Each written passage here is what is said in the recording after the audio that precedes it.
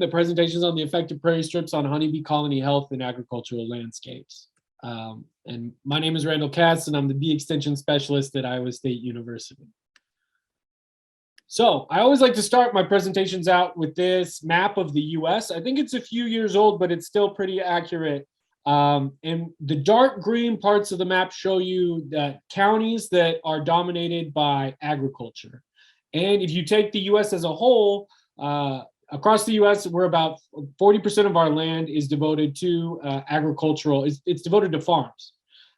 In Iowa, and I imagine that it's similar in states like Kansas, actually about 85% of our land is devoted to agricultural production.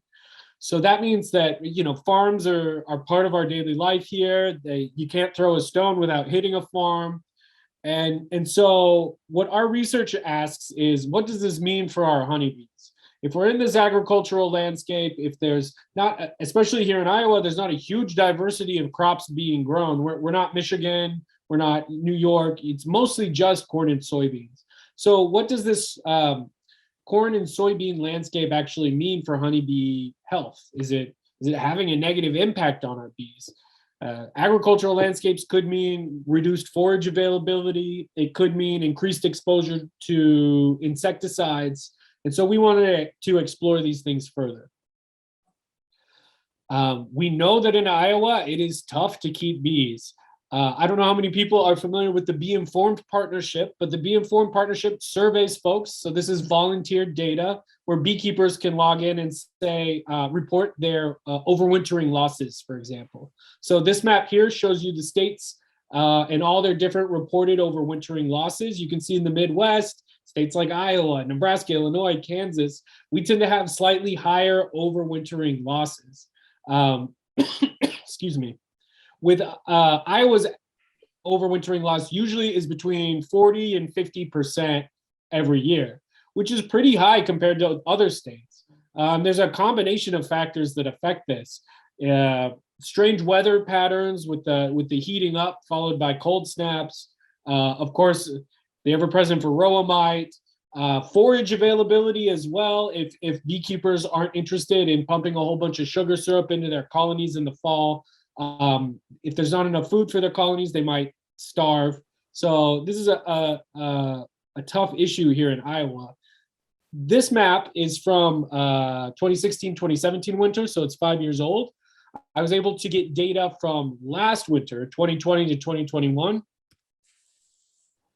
So on this map, you can see for overwintering loss rates, Iowa is sitting at just under 60% loss. We win the award for most overwintering loss per beekeeper across the United States.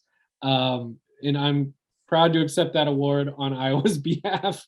It's a very serious issue. And one of the things that we see could be helpful in this situation for beekeepers is finding good sources of forage for the bees.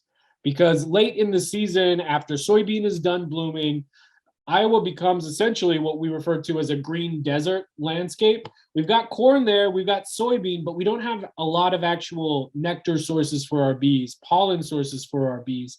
Since Iowan farmers are obsessed with, Iowans in general are obsessed with manicured lawns, and the farmers really like having nice field edges, things are kept tidy, weeds are mowed down, and so we don't see a lot of nectar and pollen potential for our bees. Excuse me, I'm gonna drink some water here.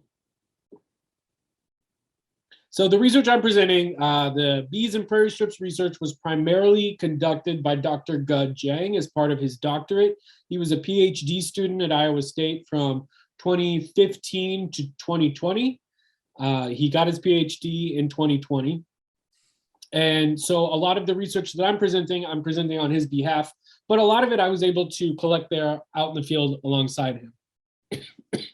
So prairie strips, this is the topic of the talk. What exactly are they? Here you can see a photo. It's essentially what it sounds like. You've got a strip of prairie in the middle of a soybean field.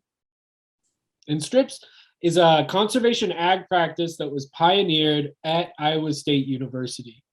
STRIPS stands for Science-Based Trials of Row Crop Integrated with Prairie Strips. And essentially the idea is that farmers would take a portion of their land, usually under 10%, and take it out of production and plant a perennial strip of prairie. That can be something that goes across the field directly, like in these photos. It can be something that is along field edges. Oftentimes, it's promoted as a way to take land that farmers aren't seeing high yield from, different sections of acreage, and turning that into prairie landscape. So they're not even actually losing much production land to begin with. Strips is something that starting about 2 years ago is also, it falls under a category of the Conservation Reserve Program.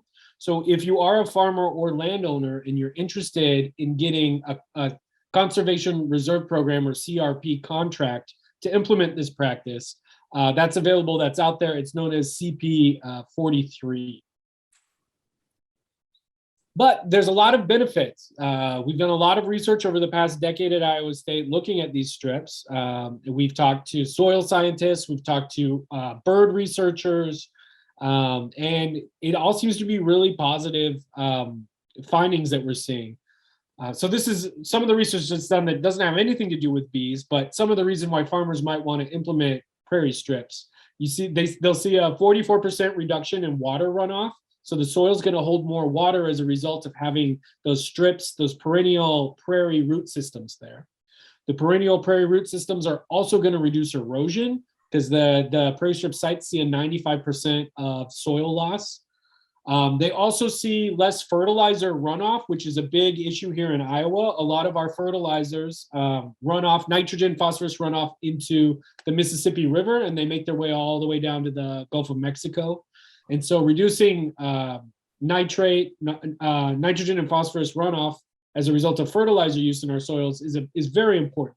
And using prairie strips, they saw a 90% reduction of phosphorus runoff and 84% reduction in nitrogen. In addition, these aren't serving as seed banks for weeds. Over the course of almost a full decade, they haven't seen a greater abundance of weeds as a result of using prairie strips in the cropland. So essentially the idea is taking around 10% of cropland, and just by putting strips of prairie into that land, the yield per acre isn't significantly reduced at the farm site, and pollinator abundance is increased by 3.5-fold. So as I mentioned before, we have bird researchers that are out there, and I don't have the data on it, but they're seeing a higher abundance of birds as well. So the prairie strips aren't only reducing, it's not only a conservation ag practice, it's also in a lot of ways supporting habitat for a lot of animals out there, including pollinators like our bees. So I hope, can you hear this? Yep. This is an audio clip of a farm where prairie strips aren't present. And so I want you to be able to hear that. You can hear a handful of birds.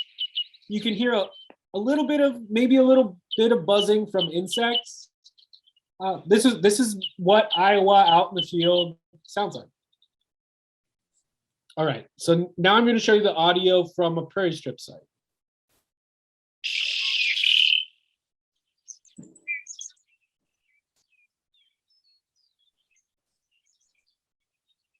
Well, as I mentioned before, the research is showing we've got a lot more birds at prairie strip sites. We've got a lot higher abundance of pollinators at prairie strip sites, over 3 times as many. And so there's a lot of potential here. Some of our researchers here at ISU thought, if this is habitat that's attracting other pollinators, would our honeybees do well in this type of habitat? So then we asked the question, do prairie strips in agricultural landscapes improve honeybee health? We wanted to look specifically at nectar forage. So we wanted to see if the bees were bringing back more honey, if our hives were going to get heavier with honey. And we also wanted to look at pollen forage. These were the questions that were asked in the first year of our research looking at this, which was 2017. So This is a little bit inside baseball, but the experimental design to compare prairie strip sites with with honeybee hives versus agricultural sites without strips with honeybee hives. They decided to find a strip site and pair it with a nearby farm site where there weren't strips present. By pairing the control site with the strip site and keeping them somewhat relatively in the same region, albeit about a mile apart, they were able to get a better idea. They wanted to keep the two sites close because they wanted similar weather patterns. They wanted similar soil. They didn't want other factors affecting the data collection. So they had two pairs of sites. One was the control. One had prairie strips. The strips, the amount of strips at the sites varied. It was between essentially 2.1 and 5.3 acres, and two hives were placed at each site. So on the left in blue, you can see just a regular ag site that has strips that has honeybee hives along the field edge. And then on the right, you can see honeybee hives placed directly in that prairie strip right in the middle of that field. The data we collected for pollen was utilizing pollen traps. So all of the colonies had these pollen traps attached to them, and we would collect pollen at regular intervals for about 24 hours. So essentially we would slide that strip in there. And for those of you that haven't worked with pollen traps before, the bees hate them. Essentially you set this new entrance over their entrance where you're able to insert a card. And on that card, there's these little flower-shaped holes punched in it that the bees have to squeeze through in order to get back in their colony. That knocks the pollen off their legs, and we're able to collect it in a basket. So they really didn't like it, and we were essentially stealing a protein source from them. So we would only put it on at regular intervals for just about 24 hours at a time because they really hated using them. In addition to pollen collection, we also collected hive mass. This is a picture of us using our little hive lifter frame to lift up the hive and place it directly on a scale to get the weight. We would then subtract the weight of equipment to get a rough idea of how much nectar the bees were collecting. And then brood quantity was not something that we looked at in 2017, but it was something that we looked at in later years. So I'll report on that when I talk about our more recent research. So what did we find in that first year of 2017? So on this graph, you can see the red is prairie strip sites, the blue is control sites, and we're looking at hive mass over the year. So the y-axis is weight in kilograms, the x-axis is the dates that we collected the weight, and prairie strip sites outperformed, especially starting mid-July when soybean is in bloom here in Iowa. It was like it created a giant buffet of soybean flowers that the bees were able to go gangbusters on and really increase their weight and carry that through the season, they were able to maintain their weight through into the fall, which can be tough here in Iowa because, as I mentioned before, we have a green desert after July here where there's not a lot of flowers for bees to forage on. So this was promising data. The colonies were heavier at prairie strip sites. In terms of pollen, we didn't see a significant difference in the quantity of pollen collected at control sites or prairie strip sites. But one thing that was interesting was we wanted to look at what flowers the bees were collecting pollen from. So what Dr. Gajang did, or at the time PhD student Gajang did, was he collected flowering plants from the different sites. And then with our pollen that we collected, he was able to look under a microscope and match the tiny pollen grains to flowers at the site. And that gave him a general idea of what type of flowers the bees were collecting pollen from. As I mentioned before, there's not a lot flowering here in Iowa. So in that year in 2017, of course, we saw clover. We all know our honeybees love clover, but we also saw them collecting pollen from partridge pea, from sunflower, and especially in the fall, goldenrod. Around September, goldenrod is pretty much the only thing that we have blooming. So we know that's something that bees like later in the year. But the different types of flowers being visited were pretty similar between control sites and prairie strip sites. Moving into 2018, we wanted to expand the research a little more. We wanted to have a few more sites, include a few more colonies at each site. And in addition to looking at nectar forage and pollen forage, we also wanted to look at brood quantity. We thought maybe being at a prairie strip site might affect how many eggs the queen is laying, what the adult bee population ends up being. So we ended up going through and measuring capped brood. Again, we increased the number of paired sites we had from 2 to 4, 8 sites in total. Half of them were controls, half of them were prairie strip sites. The strips acreage at each site was between about 2 acres and 7 acres. And we had 4 hives this time placed on each site rather than 2. Again, we used pollen traps to collect pollen. We weighed the colonies to get hive mass, to get an idea of how much nectar they were collecting. And then we also did brood quantity, which, let me tell you, I did not like doing. In order to do this, we had to go through every single frame inside the colony, remove every frame that had capped brood on it, kind of shake the bees off of there, and then put this clear plastic screen that we had painted a grid on over it. Then we had to count the number of squares in the grid that had capped brood on it. And then we were able to generally estimate total number of capped cells in each frame, in each hive. And we were doing this every 2 weeks. And the bees hated us. They really hated us disrupting them, shaking them off. It was a huge disruption every couple of weeks. But we had to do it. So what did we find in 2018? How did that data compare to 2017? So again, in red, it's prairie strips. This is hive mass. So this is how much weight the hives gained in 2018. The strips, once again, got heavier. Our strips hives got heavier than our control site, just plain agricultural field colonies. So the data was, again, similar to 2017. This year, we actually saw more pollen being collected at prairie strip sites. There were some key times when there was certain nectar flow or I guess pollen flow that was late June and mid-August, where the colonies were able to overall collect more pollen by the end of the year at prairie strip sites than they were at non-prairie strip sites. So strips are good for nectar collection, strips are good for pollen collection. What about that terrible brood counting that we had to do? Unfortunately, there was no difference in the brood quantity. So at least walking away from that, although there wasn't any huge difference between the sites, at least I don't have to go back at prairie strip sites and quantify brood again, because it was the worst. So brood was pretty much the same. Queens were laying similar amounts of eggs, whether they were at a regular ag site or a prairie strip site.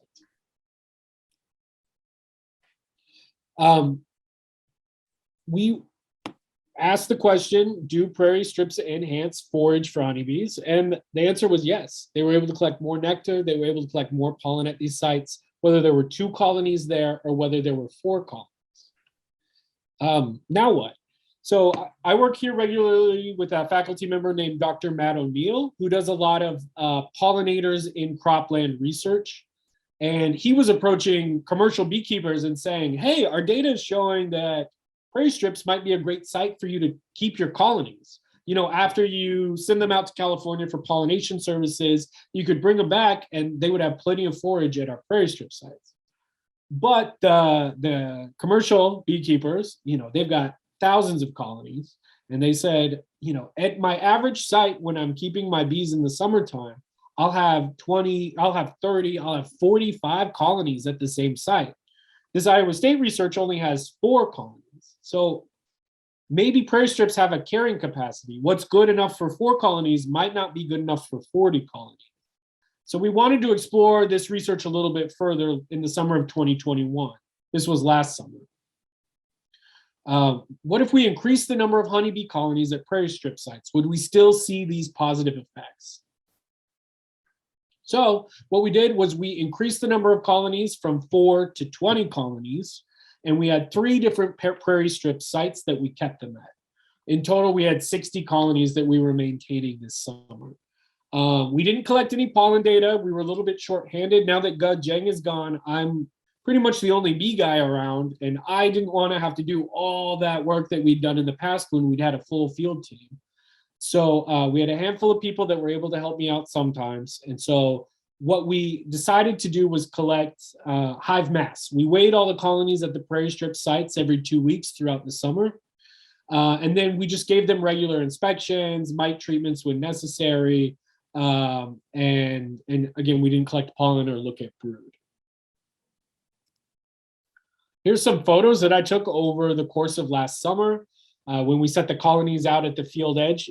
They're at a Prairie Strip site here. And they're, instead of being in the middle of the field, they're just at the field edge. We started them all out in one deep. By July, all of them were at least 2, if not 3. And by August, most of them were 3, if not 4. Our strip sites, there were 2 out of the 3, especially, one of them not so much, but 2 out of the 3, our colonies grew quickly. And since it was 60 colonies and not, what was the previous research? 16 colonies, we went from 16 to 60. We actually ran out of equipment. Our colonies were growing so fast, I did not have enough deeps and supers to put on them to take advantage of it. We had about 6 swarms that I had to go out and collect. It was a pretty wild summer. But just visually, before I even looked at the data, I knew that our colonies were collecting a lot of nectar out at these sites. And that's what our data showed. I still need to like fix the data that we collected. I need to make it look nicer, but this was a graph that I threw together just out of Excel. Our colonies at the peak on average were weighing around almost 40 kilograms in end of July, beginning of August, which is relatively, is almost 85 pounds, is 84 pounds, was what their peak mass was. Then it's followed by a big drop, of course, because there's not a lot blooming anymore as we get into fall. And B, we actually also, unlike in previous research, from a sample of colonies, 8 at each site, we collected 1 honey super. So that brought a little bit of overall hive mass down. But looking at the direction of this graph, it mirrors pretty closely the data from 2017 and 2018, at least in terms of peak mass. And actually, our peak mass with 20 colonies at these sites was even higher than the peak mass recorded from our data in 2017 and 2018.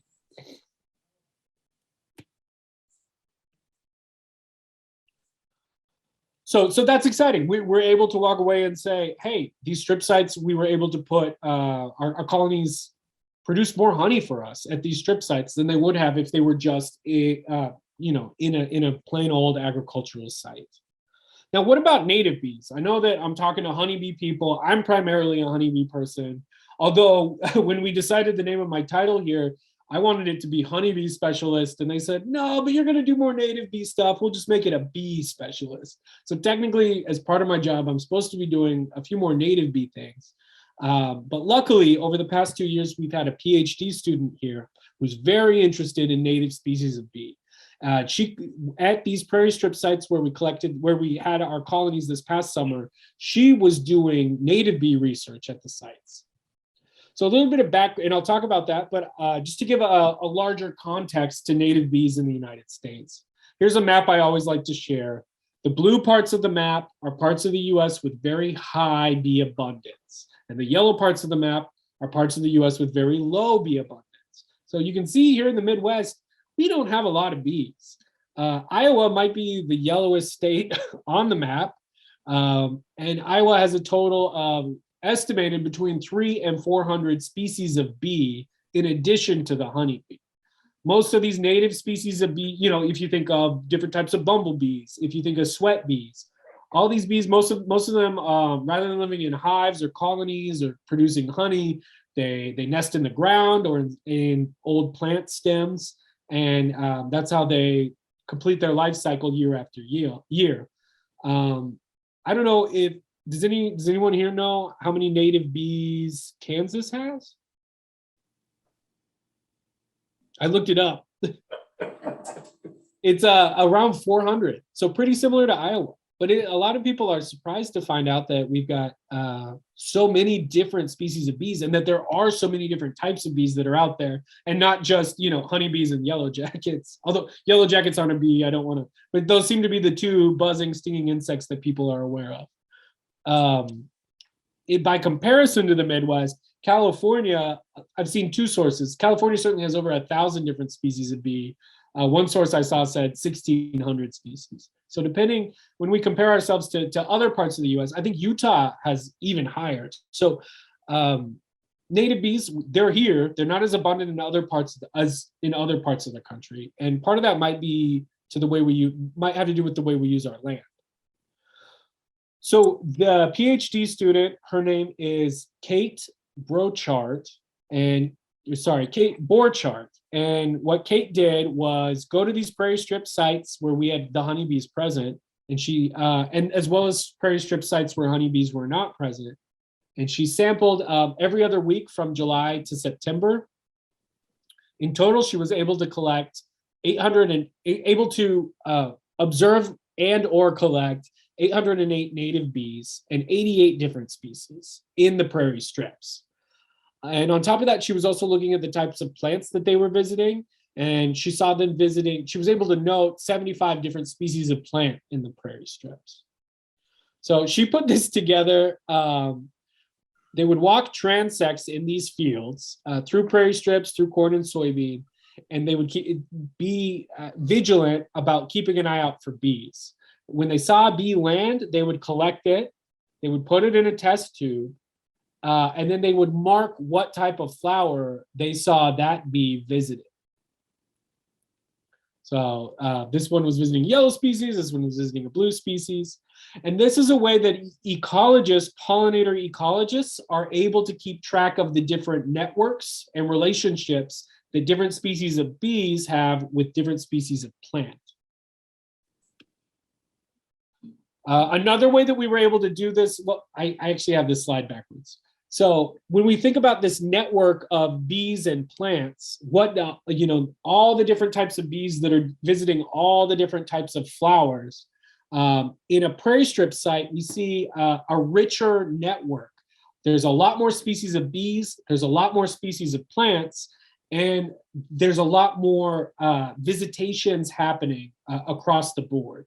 Whereas when you go to a regular crop field, you're seeing a smaller sample of bees, just not that many bees that are out there, and a smaller sample of plant species, just not many plants that are out there. So the site without the prairie strips present could be a tougher place for a larger variety of species of bee to live, as well as for a lot of different plants to thrive. Other previous research that we've done included laying down pan traps to collect native species of bee. That's essentially a brightly colored dish that we put soapy water in, and it'll be bright blue or bright yellow or white. And the bees see it thinking it's a flower, and they land and they drown, but we're able to bring them back to the lab and ID them. And we were able to see greater abundance and greater richness of these native species that we caught in the pan traps at the prairie strip sites, as opposed to just regular crop field sites. So not only are these strips better for our honeybees in terms of honey production and pollen collection, but it's also a better place for native species of bee. All right, the next question we had this year that we wanted to answer was, can we sell this honey? Could we, in the market, you often see clover honey, but, beekeepers in the South, I've met Florida beekeepers that have orange blossom honey. When I lived out in Oregon, there was people that would sell carrot flower honey. What if we were able to create prairie strips honey and find sort of a niche market for people? So we received funds from the Iowa State Student Innovation Center. I was on the team, as well as the PhD student, Kate Borchardt. And our idea was that we could, let's explore this idea of this niche honey, prairie strips. At this point, Iowa State was already producing its own honey that we were selling. 2020 was our first year to do that. And we thought that since we already have this model for producing, harvesting, selling this honey, why not this year try to have two different types of honey side by side, our honey classic and our prairie strips honey. The idea is that beekeepers in Iowa sometimes struggle to find sites where there's enough forage for their bees. They share this honey with farmers that are using this conservation ag practice. A conservation ag practice of prairie strips is something that the consumer might see as an environmentally friendly practice and potentially be more likely to purchase this honey. So in 2021, we just had a small sample of colonies. We didn't put honey supers on all of our prairie strips colonies, but we were able to still collect about 650 pounds of strips honey. This is just some photos of us with our extractor, uncapping together, me and a couple students. We developed labels and product design, and we started contacting potential marketplaces. Our ISU honey was already being sold at our bookstore and at a couple stores on campus, but we're also talking with some grocery stores to potentially try to sell our Prairie Strips honey there. And we're going to also look at the Prairie Strips. We're going to do a pollen analysis of the honey from our Prairie Strips to get a better idea of what flowers the bees are collecting pollen from. But we haven't found a lab that we can send that to yet. That's something we're hoping to get done by this spring. But the idea behind our label was that we would also include the name Prairie Strips and a tag with a QR code on it. This is sort of like marketing, right? We want to see if we include this extra information on. We say, this honey's from Prairie Strips. It's a conservation ag practice. It's more sustainable land use practice. And this is where we're collecting our honey. It's something that's good for farmers. It's something that's good for the ecosystem, and it's something that's good for bees. And so this spring, we're going to be selling some of it, and we're going to be comparing the sales to other types of honey to see if there's market potential for this niche type of Prairie Strip honey. And the strip, actually, I have some here. Let me go grab it. So right here is our regular honey that we sell. It's taken from one single site called the Horticulture Research Station, and they actually devote a lot of their land. They'll sow oats and clover on it as sometimes as a cover crop, but sometimes just as forage for the bees. And there's also a lot of fruit trees there. So this honey is pretty sweet. It's very light. Oftentimes you can't really see it, but it's almost like a neon yellow. And then you can compare that to our Prairie Strips honey. I've been jokingly referring to them as light roast and dark roast. But the Prairie Strips honey is much darker. The flavor is much more, less kind of sweet and fruity and more caramely and herby. It's not a savory taste. It's still very sweet, but it's just very different.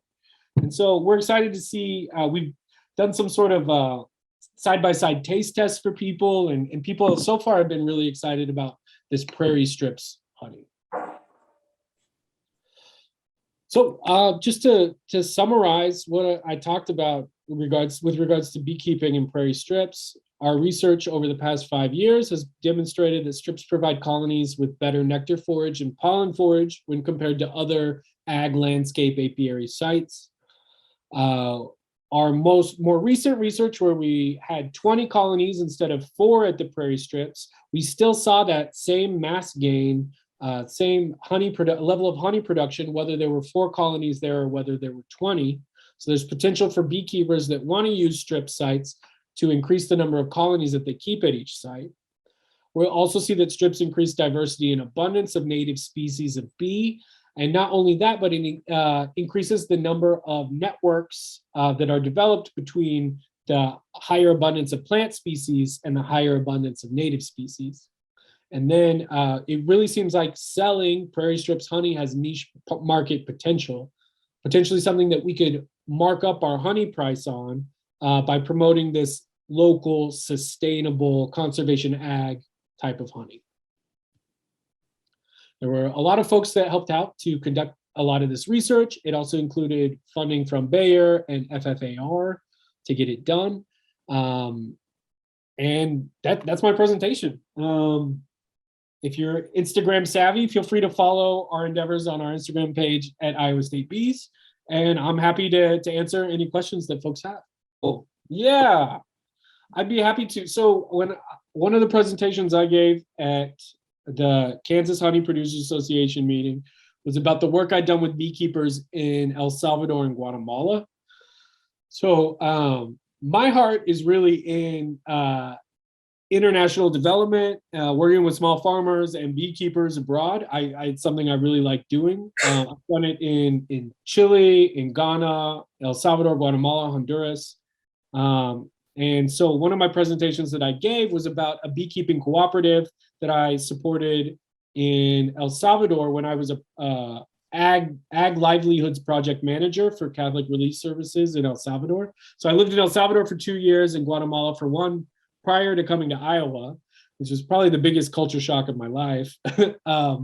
But the work I did there was a monthly, it was just a really small project where I didn't have any financial support for this group of folks in rural El Salvador, but what I did was come out and offer technical advice once a month.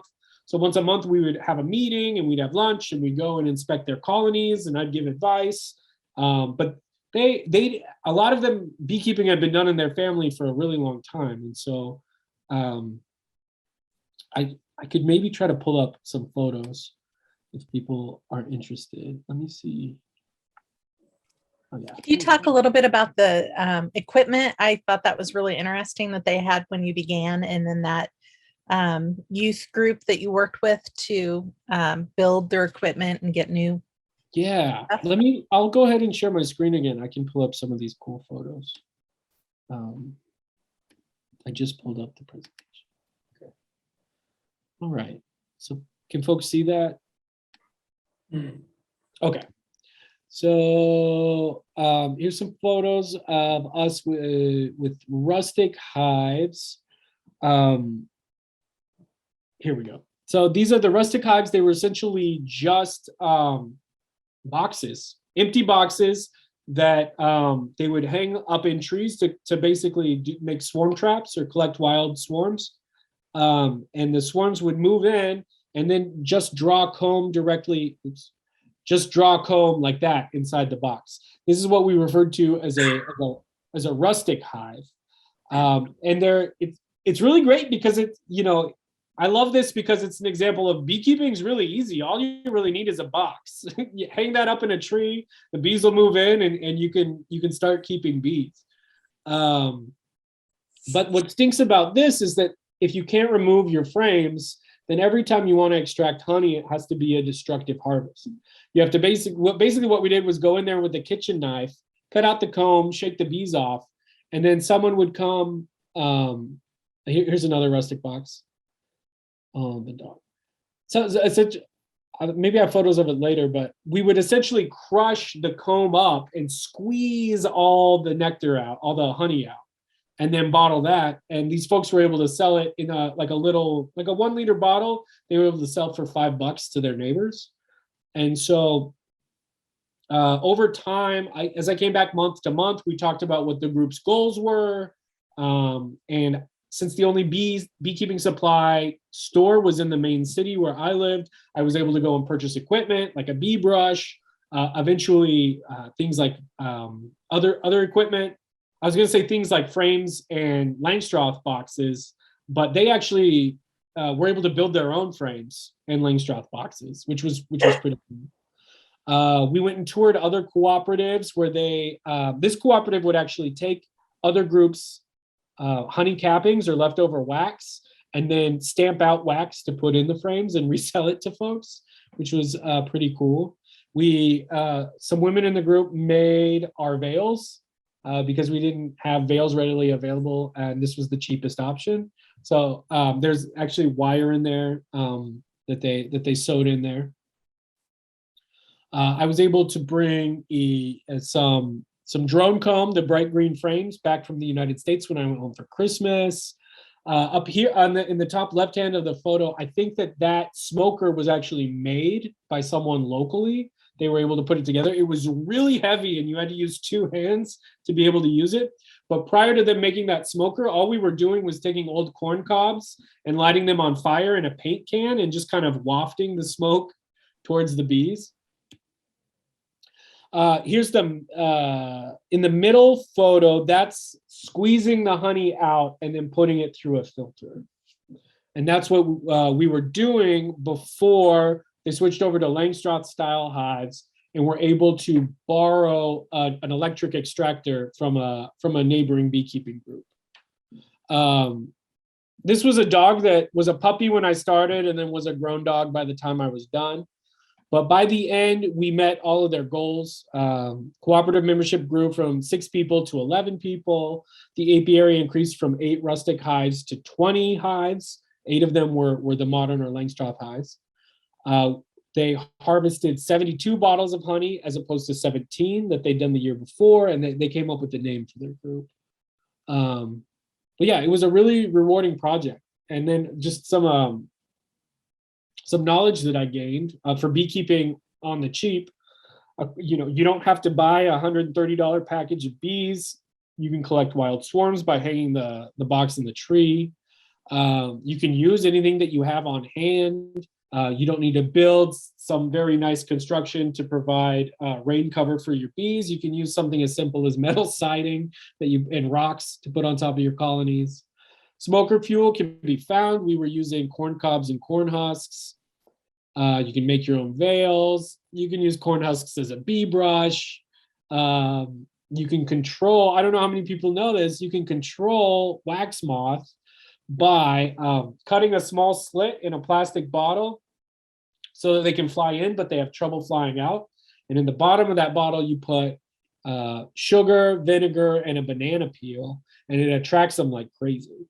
So there's recipes for doing that online too. But yeah, that was just a really fun project that I was able to work on as part of my work as a program manager in El Salvador. In El Salvador, my primary project was working with small farmers and promoting the production of cacao as a replacement crop for coffee, since coffee is being decimated by a fungal disease called coffee rust. And cacao would be a similar high value exportable product. But yeah, that was my life before coming to Iowa State was I was living in Central America for a long time, working with farmers and beekeepers. Ooh.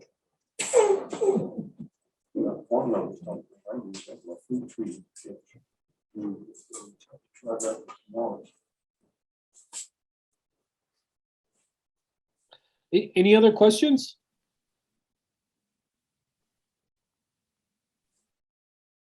I think that might be it. All right. Well, it was a pleasure talking to everybody. If you were able to take down my email or the Instagram, if you have any follow-up questions or anything else you'd like to hear from me about, I'm always happy to talk to folks.